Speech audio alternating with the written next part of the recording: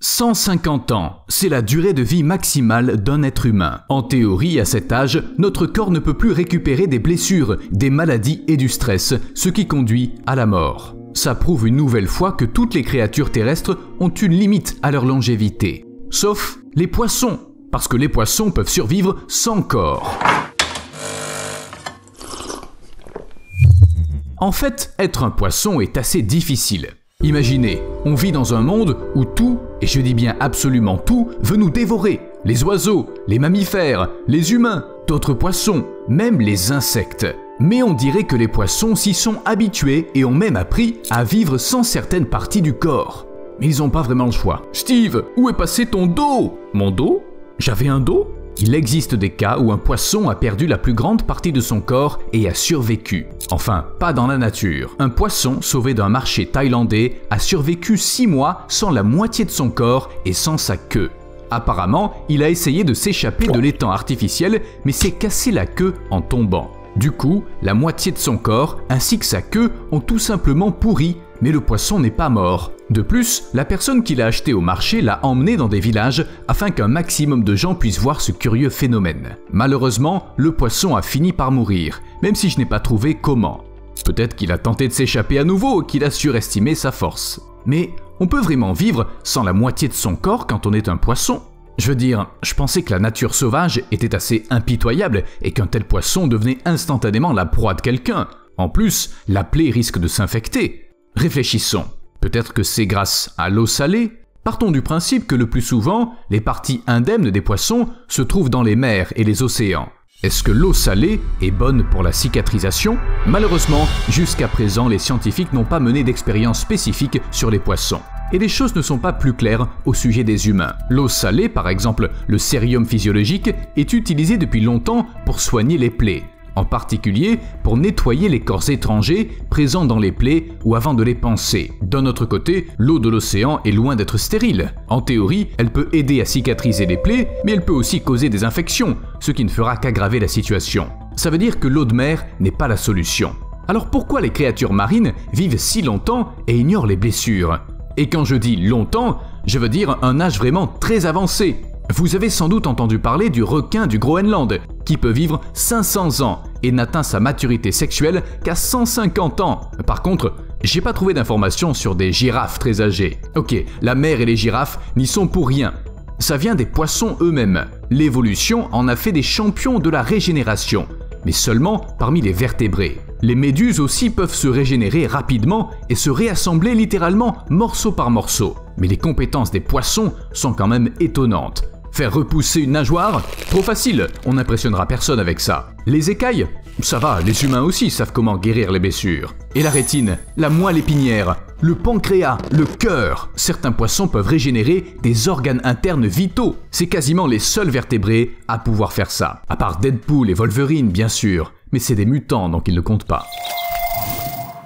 Ça alors, j'avais bien un dos! Mais dans la nature, rien n'apparaît sans raison. Et puisque les poissons ont acquis d'étonnantes capacités de régénération, il doit y avoir une raison à ça.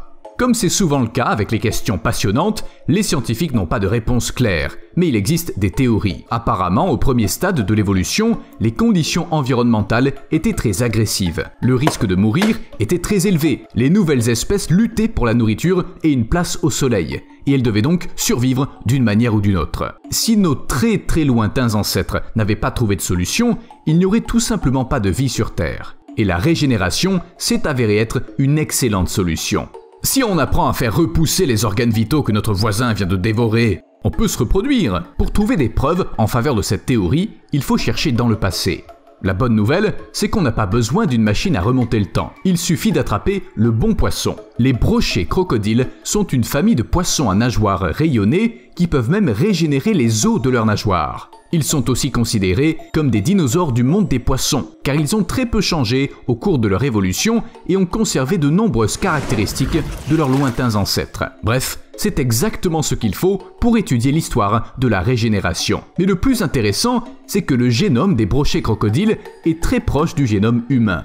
En fait, ils sont en quelque sorte une espèce passerelle entre les anciens animaux et nous. La recherche montre que les humains possèdent eux aussi les gènes qui sont responsables de la régénération chez les poissons. On a tout le nécessaire, à un détail près. C'est comme une bouilloire cassée. Imaginez que vous avez du bon thé, de l'eau, une tasse, des biscuits et une super bouilloire électrique à laquelle il manque le bouton marche-arrêt.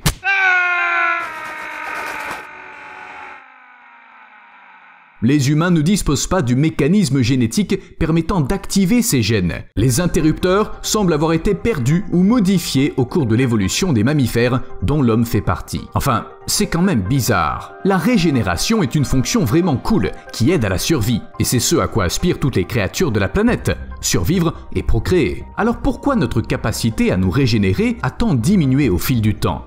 Est-ce que ça ne contredit pas tout ce qu'on sait sur la nature? Eh bien, le fait est que la régénération est un peu paresseuse. Si on compare un poisson et un tigre, on voit tout de suite lequel est le plus complexe en termes de structure corporelle. Et un oiseau et une grenouille. L'oiseau est clairement plus complexe. Plus l'organisme est complexe, plus il a besoin de ressources et de temps pour se régénérer. Et ça n'a aucun intérêt quand on peut rafistoler la zone blessée beaucoup plus facilement et rapidement. C'est ainsi que nos blessures guérissent. Mais on ne pourra jamais convaincre notre corps de faire repousser un doigt par exemple. D'ailleurs, pour la même raison, la régénération ne fonctionne pas pour les très petites créatures comme les papillons. Pourquoi perdre du temps et de l'énergie à reconstruire une patte s'il vous reste 2 jours à vivre? Comment ça? Pourquoi? J'ai une autre théorie. Peut-être qu'une régénération trop puissante nous empêcherait d'évoluer. C'est comme un jeu vidéo. Quand on a la possibilité de sauvegarder, on n'a pas besoin de faire très attention à ce qu'on fait.